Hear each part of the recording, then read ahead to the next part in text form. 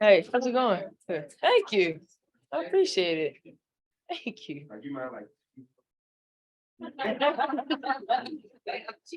Yeah. Yeah, for sure. Yeah, I appreciate it. Hey, Ariel, how are you? What's up? I'm good. How are you? Oh, Good. Jesus. Yeah. Just curious to ask you, just about this Mystics backcourt. It seems like there's so much depth, so many interchangeable parts. What do you see from the backcourt, and what excites you most about what you've got on this roster? I think the biggest thing, honestly, right now, just from what I've seen from us kind of being together a little bit in the off season and then kind of getting people in throughout the day is just our energy. We're all excited to learn, all excited to grow, and excited to really be here. And I think that's going to be a really good push, not only in the beginning of our season, but towards the end as well, is our ability and our excitement to really just be around each other and to do better than we've done in the last year or two. And then, I know you guys haven't had much in the way of like official practices. Yeah. The workouts that you have done so far. Mhm. Just curious what your initial impressions are of newcomers like Slim or Mendes Yeah. or whoever you want to play. Well, to be honest, they all just got off the plane, so I don't know. I mean, but they're good people, My bad. Yeah. No, it's all good. Hey, Aaron, What's up? how was your off season? It was good. I got to do a lot of different things outside of just dribbling basketball, pretty much. So it was really fun. I know you released your clothing line Mhm. this year. How did that end up working out for you? Yeah. Did it go the way you intended? What were maybe some things you learned? that Yeah. you're excited for in the future? Yeah, I mean, I obviously like the logistics part of it. Anytime you start something like there's a couple of failures along the way that, they gotta happen. I mean, it just is what it is. But I think the biggest thing that I learned is if you want to do something, you really can do whatever you want. It's just a matter of finding the resources and finding people that are willing to help you. And then just putting it out there. And in terms of the growth of women's basketball right Mhm. now, especially what we've seen with the NCAA tournament and the amount of success that it had from a viewing standpoint, from a following standpoint, Hmm. I want to get your opinion on what you think has contributed to like this gradual rise, this apex that we seem to be reaching right now as a sport. So I'm just curious Yeah. your thoughts there on what you think's contributed to it. Visibility. We say it time and time again. I think that's the biggest thing is if you put us on the TVs, if you put us in the venues, if you put us here, people show up. People want to watch. People want to view it. NCAA, for example, that was one of probably the most watched NCAA game in basketball period, if I'm not mistaken. So that's nuts. But also, again, visibility. Making sure that people know what's going on, know when we're playing in the games, know when things are happening. I think is the biggest thing. And just the rise of women's sports as a whole. The more people hear about it, they're like, oh, wait, they do that too? Like, yeah, we do everything. So, yeah, I would say visibility is definitely number one. Hey, what's up, Aaron? What's up? Good, you? Good. Good. Every year you come back with a little bit more added to your game. Mhm. I'm curious, what was the focus this off season, and how did that process go? Mhm. When you want to be able to step on the court and add a little bit more this year? Yeah, definitely being more comfortable with the ball in my hands. Just being able to not be just spot up and, obviously pick and roll situations coming off my right hand and then get into the rack. Like that's honestly what I'm working on all season. Man. I know you haven't, been with the group as a whole. Mhm. Like you said, people are just getting off the airplane. Yeah. But what is kind of the feel? Because, you guys bring back your core, so Mhm. that's super familiar. Yeah.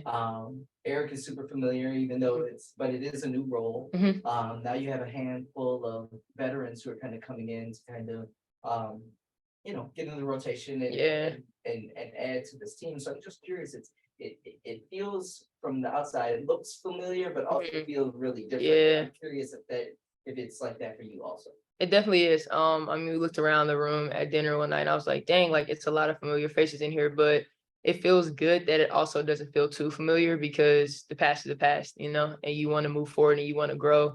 And I think the new faces that we added are really going to be something that can really get us over a hump that we've been trying to figure out these past couple of years. Yeah.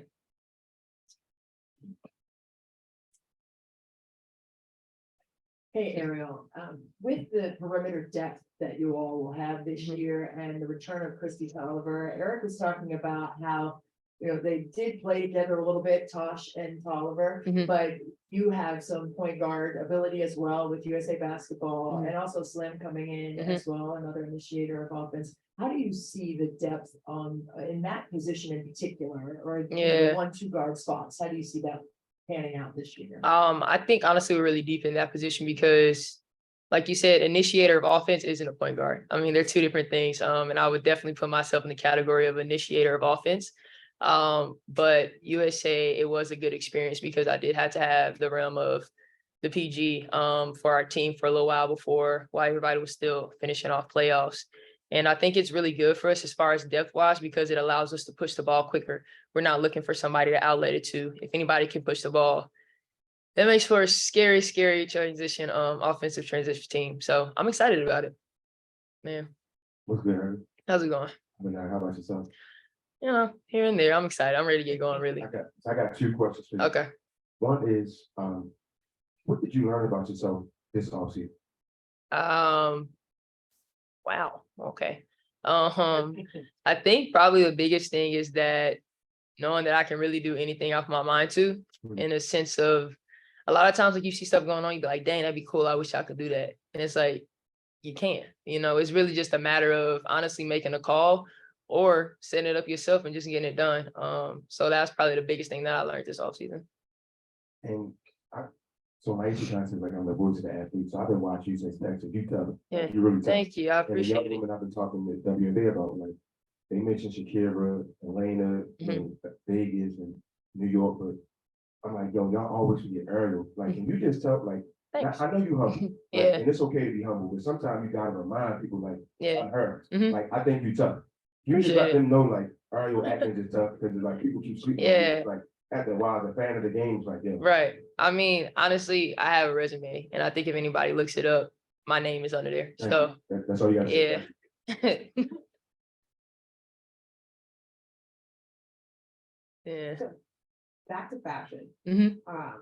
What would you say was the biggest thing you learned from when you first launched your Mhm. shorts? Mhm. Still have them, still love them, Yeah. by the way. Thanks, man. To now launching, fast forward, like the full line of things that you wanted to launch, with Mhm. the t-shirts and the hoodies. What was the biggest thing you learned that would be a quote unquote failure from the first time Mhm. to the second time that made the launch that much more Yeah. successful?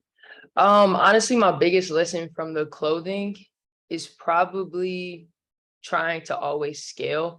It's not like the numbers are the numbers, and I'm such a like stats person and logistics person when it comes to like basketball, but when it comes to like clothing, it's not the same thing. It's like you want to have a certain amount of numbers so that you hope a certain amount of people purchase, and it really just depends on the design or if people getting, tax check, is it payday? Is it so like just figuring out and knowing that the numbers aren't the most important thing when it comes to trying to actually push the line. It's really about the stories that I get to tell behind it and making sure that people understand like my designs aren't just about like me throwing something on a t-shirt, like making sure that there's visibility behind it in the sense that these things matter to me. Like the cherry blossom drop was near and dear to my heart, not only because I'm a nature lover, but because DC has become my home. So knowing that the more stories I put behind things is going to make people not only want to know more about the clothing, but me as well.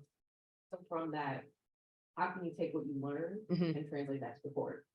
Storytelling and being able to let my voice and my face be seen and heard. Yeah.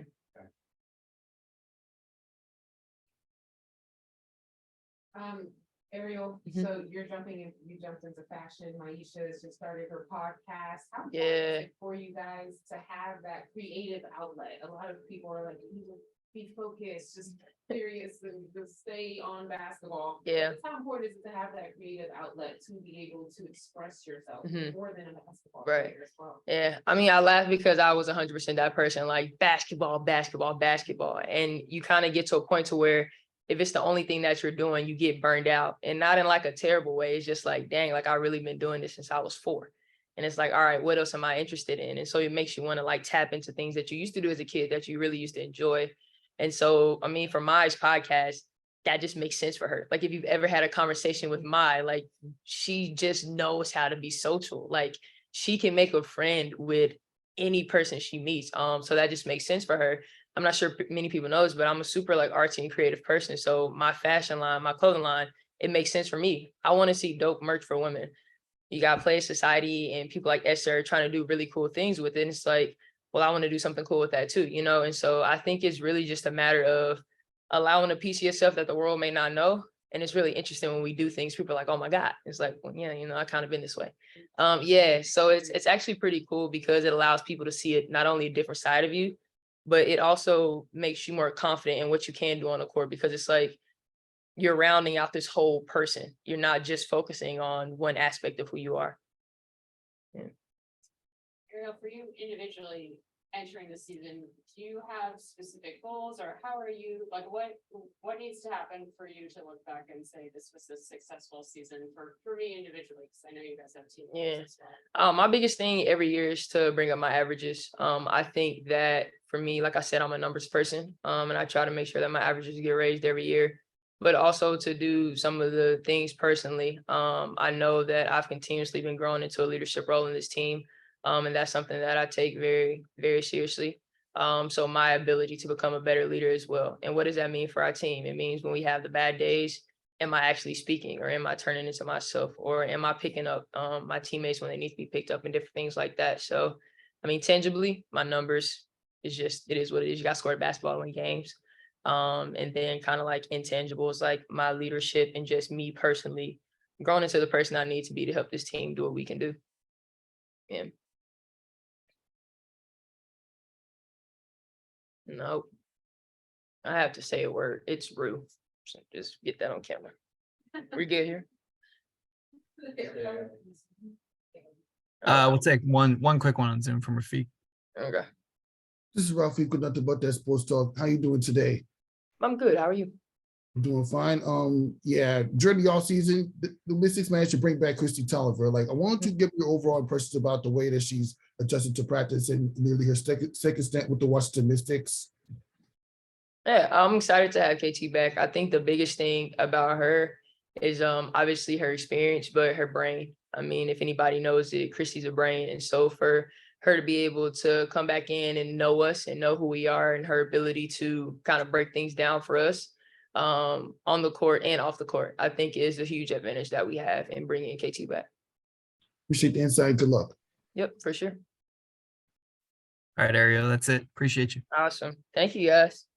Thank you for